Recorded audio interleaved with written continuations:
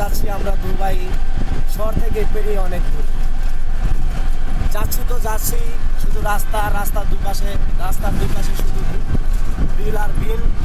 কেউ বলে মাঠ, কেউ বলে ক্ষেত, আমরা বলি বিল। যাই হোক, অসাধারণ একটি চমৎকার দৃশ্য, খুবই ভালো লাগলো। আমরা যারা ঢাকায় থাকি, গ্রামের বাইরে থাকি, তাদের জন্য এটা খুবই একটা আকর্ষণীয় এবং দৃষ্টিনন্দনীয় স্থান বলা যেতে পারে।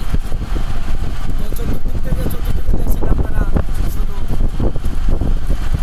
বাগান এবং ক্ষেত আর বিল। কেউ বলে ক্ষেত, কেউ বলে বিল, যে যেটাই বলে, আসলে সব কিছু এক জায়গায় গিয়ে পড়ে। অনেক সুন্দর একটি রাস্তা, অসাধারণ গ্রামের মেঠো পথ ধরে যাচ্ছে আমরা শহর থেকে অনেক দূরে।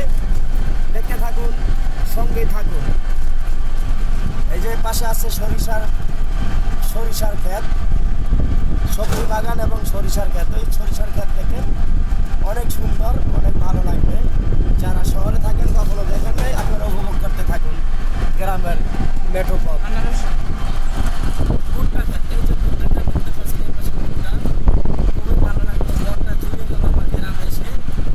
গ্রামের অসাধারণ দৃশ্য দেখে চোখ জুড়িয়ে যায়, মন জুড়িয়ে যায়, প্রাণ জুড়িয়ে যায়। আপনারা গ্রামে আসবেন, গ্রামে উপভোগ করবেন। গ্রামে আসবো আর ভিডিও করবেন, এটা হতেই পারে না, অসম্ভব। ঠিক কিনা ইমরান? জোরে দাও। অসাধারণ রাস্তা রে ভাই। কোন জায়গায় নিয়ে আসলা তুমি ইমরান আমাদের? ওকে, ওয়াও, খুব নাইস ফিল করছি আমি।